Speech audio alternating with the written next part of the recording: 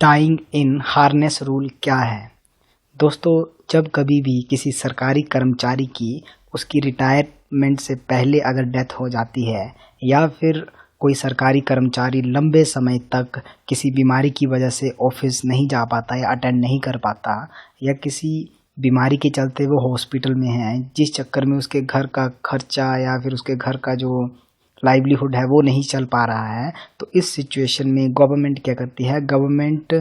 Dying harness rule लगाकर उस कर्मचारी के घर वालों में से किसी एक सदस्य को नौकरी दे देती है। तो दोस्तों, इसे कहते हैं डाइंग हार्नेस रूल। दोस्तों, ये हर साल ये रूल अपडेट होता रहता है। 2017 में हुआ था, 18 में हुआ था, 19 में, 2020 में हुआ था, 2021 में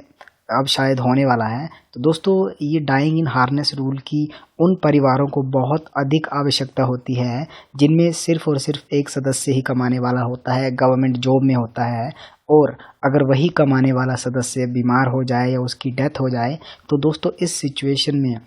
सिर्फ उसी इंसान के ऊपर डिपेंड रहने वाले लोग कहाँ जाएंगे, क्या काम करेंगे और क्या खाएंगे। तो दोस्तों, इसे कहते हैं डाइंग इन हार्नेस रूल। दोस्तों, अगर इस रूल के अंदर किसी की डेथ हो गई है, मृत्यु हो गई है, या कोई लंबे समय से कोई अपनी नौकरी में नहीं जा पा रहा है, तो इस सिचुएशन में उसके घर का कोई सदस्य उसी दफ्तर में जहाँ पर वो काम करता है वहाँ के हेड को वो एप्लीकेशन लिख सकता है कि सर, इस कारण से हमारे जो घर का सदस्य है वो काम पर नहीं आ पा रहा है, तो आप ऐसा करें कि उनकी जगह पर हमें नौकरी दे दें, या फिर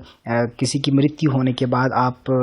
उसके अगर घर के सदस्य हैं तो आप उन्हीं के एचओडी को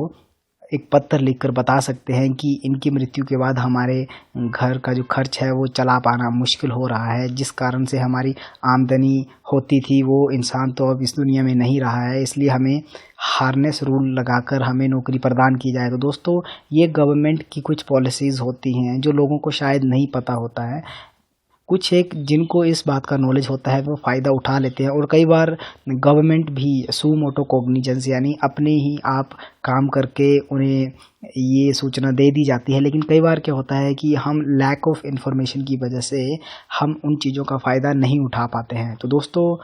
हम लोगों को इन सभी चीज़ों की जानकारी होनी चाहिए। ज़रूरी नहीं है आपके घर में ऐसी घटना हो सकता है आपके सराउंडिंग में, आपके आसपास कभी कोई ऐसी घटना हो गई हो, या फिर कोई लंबे समय से बीमार चल रहा हो, तो उसे गाइड करना हमारा कर्तव्य बनता है। Being a citizen of this country हमारा ये लायबिलिटी बनता है कि हम उन लोगों को गाइड करें ताकि ज़्यादा से ज़्यादा लोग सरकारी या सरकारी स्कीमों का फ़ायदा उठा सके। दोस्तों, इससे होगा तो कुछ भी नहीं, लेकिन जो लोग जिनकी घर की दशा ख़राब चल रही है या उनका खर्चा चल पाना मुश्किल हो रहा है, उन्हें थोड़ी सी गवर्नमेंट की सहायता मिल जाएगी, या उनके घर में कोई थोड़ा बहुत पढ़ा लिखा इंसान है तो उसे गवर्नमेंट अपने डिपार्टमेंट के हिसाब से कोई नौकरी दे देगा। तो दोस्तों, आई होप आपको ये इन्फॉर्मेशन अच्छी लगी होगी। अगर वीडियो पसंद आई है तो चैनल को शेयर और सब्सक्राइब करना ना भूलें, और अगर आप डाइंग इन हार्नेस रूल के बारे में कुछ और जानना चाहते हैं या